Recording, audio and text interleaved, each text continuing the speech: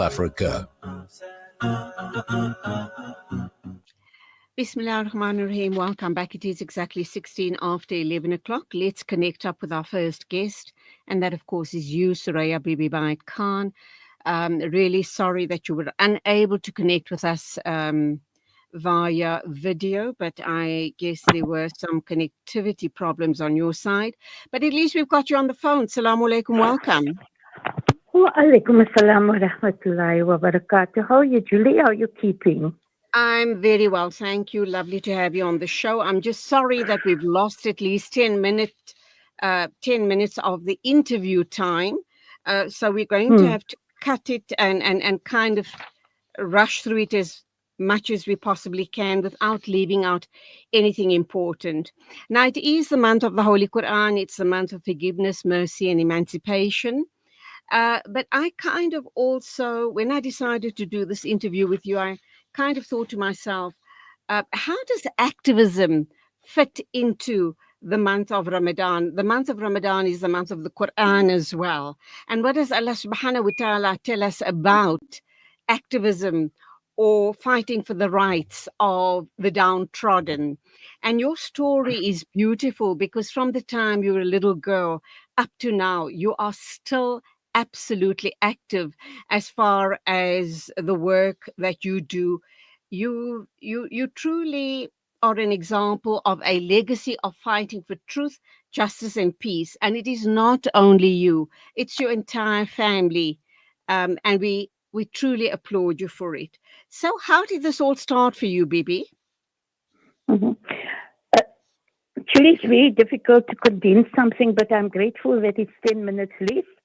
And I'm grateful for the fact that I can't be on the TV because I am a bit shy of the social media portraying somebody. I get a lekker pak slag gekry for being in the media, and the media caught me with a sharpful massacre. So I got a lekker hiding that time, and that has solidified my thing about not being seen. You just get told as a child, children are seen and they're not heard, So anyhow, besides that, you asked me about time and childhood, so I've covered that. When it comes to Quran, and it's the month of the Quran, it's Ramadan. We were unfortunate. I'm very, very fortunate. I had members of the Call of Islam, and through them I learned to really love and appreciate ayahs of the Quran. So when we always end off our halqa meetings, it was always without us. So there was always the ending that you had to understand and go through the deeper. And with that, the truth, justice, and peace, I was invited on Friday to come to a meeting, and I thought, well, it's the South African Council of Churches. I can't do my usual whatever. What am I going to say? It's a month of Ramadan, and we must be mindful how we use our words. And what am I going to say? So, alhamdulillah, I did my own research, and I decided, well, I'm going to say to them that I'm going to first explain what my Arabic du'a, my Surah 109, the 3 verses of the Quran, what it stands for in English. Because that's the problem we have. We understand, but we don't understand that people don't understand us. People will never understand us as Muslims until they have a deeper sense of understanding the Quran. That's why I go and help Imran when he goes and gives out the English translation of the Holy Quran all the time. So when it comes to us, the declining day, the time, we swear by time, we plead for the guidance of leaders at the stage to stand up to their duty. Then I said the second verse, and I took it and I said, indeed, which is very close to the translated, indeed, most surely mankind is in a state of loss. We must understand that in the present time, except those who believe in Islam and do righteous good deeds, which Allah has ordained, to recommend, advise one another to the truth. that is in order one another to perform all kinds of good deeds and advise, recommend each other to patience. For the suffering, the harms, and the injuries one may encounter in Allah's cause, being a servant in his religion of Islamic monotheism or jihad, which is a personal striving growth to be a good example. I mean, I took us and I put it in this context for people to understand what us means, because it's about time. You started off talking about time. And we talked about Quran and what is our belief system and what does our us mean in relation to truth and patience. We use words so interchangeably. I mean, you look at the world now, it's just a war of words. It's that Dina and it's Dina, all the leadership, and then Trump upsetting a lot of people. Demakar. Okay. What is Demakar? Bibi, can I ask you, how did the audience respond to your speech when you spoke about this beautiful verse in the Quran? It's a very short verse, but it hits home. How did they respond to it? Actually, we were three of us because I didn't know. I thought it was just SACC, but it was IJR, it was SAWID, it was other organizations present. So it was myself, then it was the woman from the Hindu faith, and then it was the Christian. So I was too nervous, Julie. I am extremely nervous when I do these things because, look, we're not scholars, we're not learned people, the ulama and things. And of course, it was only women. Okay, there was one male. The Secretary General of the SACC was present because Professor Cheryl asked him if we could do this as the faith-based, women from faith-based, to put together the National Action Plan for Women, Peace and Security. We're going through to our second one. The first one ended, So I can't say, but I felt that it was favorably accepted because I started explaining first before just making the dua. So they could relate. And the most important, Julie, that I must not forget, I was asked once, and of course, you start with Uzu and then you go on with Surah Fatiha. And then the woman that took over from me many, many years ago, she said, in the vernacular, which I understood, she was like, they're praying to Satan because they say, A'udhu billahi minash shaitanir rajim. So we must make sure that people understand. When we say, A'udhu billahi minash shaitanir rajim, I seek refuge in Allah from the accursed shaitan. So they understood it because I started with that. I asked them to I respectfully appeal for your consideration of the following translation before I go on, because you will understand the English as I pray. So then, of course, you say, in the name of Allah, the entirely merciful, the especially merciful.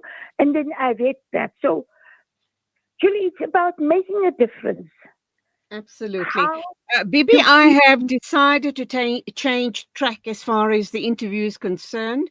I'm not going to talk about your background, which is very, very rich and something that I'd love to share with our listeners in another program, because we are running out of time.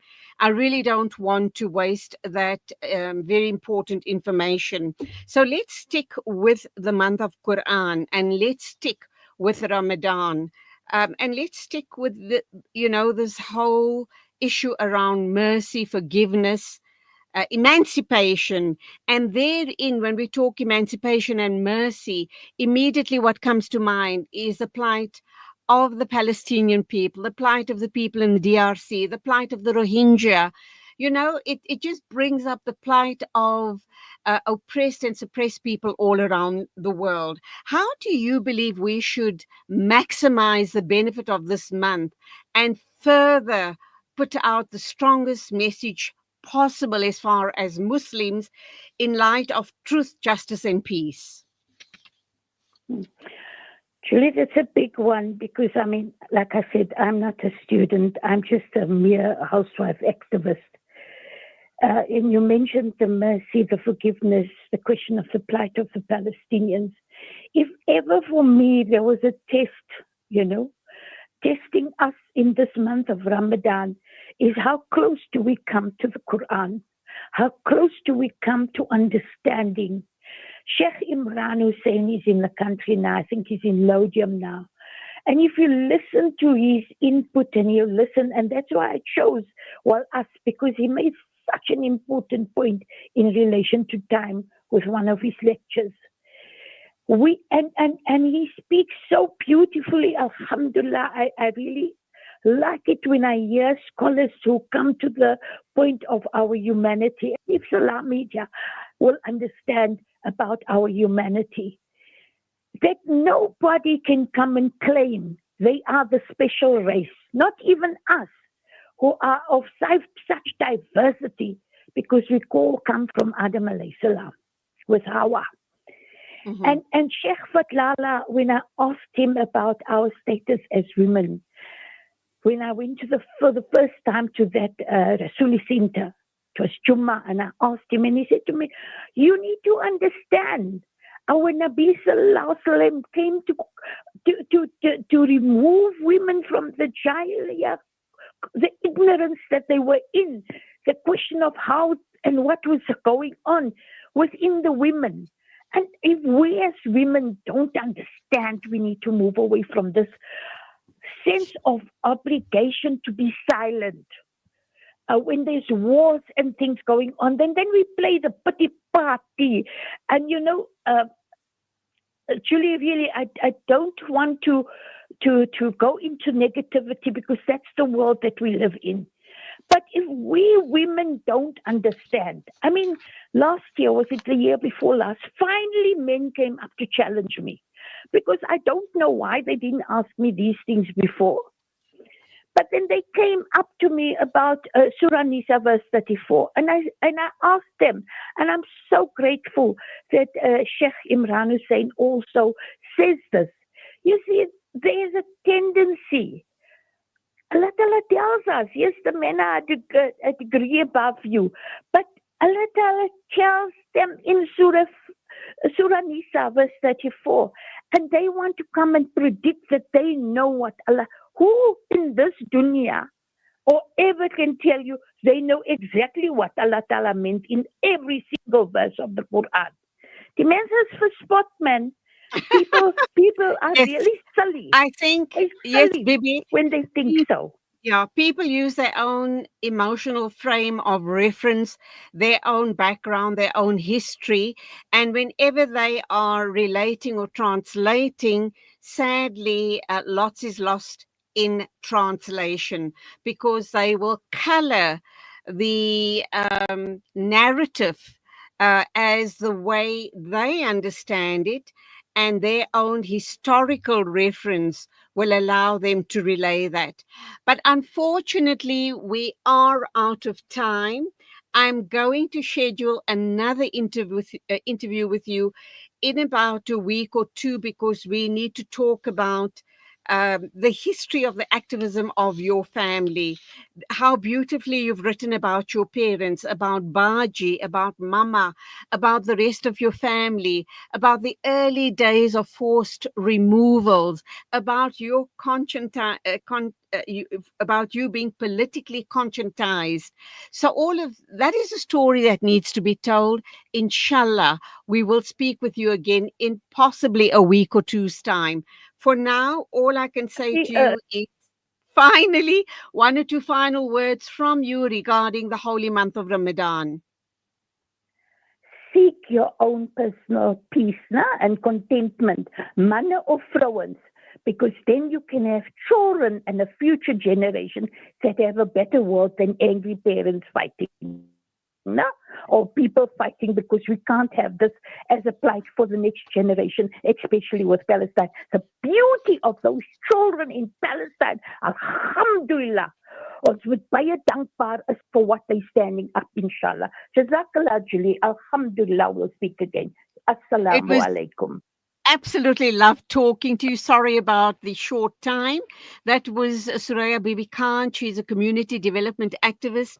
She's also a human rights and justice advocate with a specific focus on women and children's issues, as well as racial integration and poverty. She has been active within the South African Women in Dialogue since 2003 and has been a passionate activist since the early 1980s. This is News and Views. Pardon, this is the morning talk show with me, Julie Ali. It is 11:31. Please do stay with us. My next guest has already connected up. She is Faldi Fenter, and she's going to talk to us about everything technological.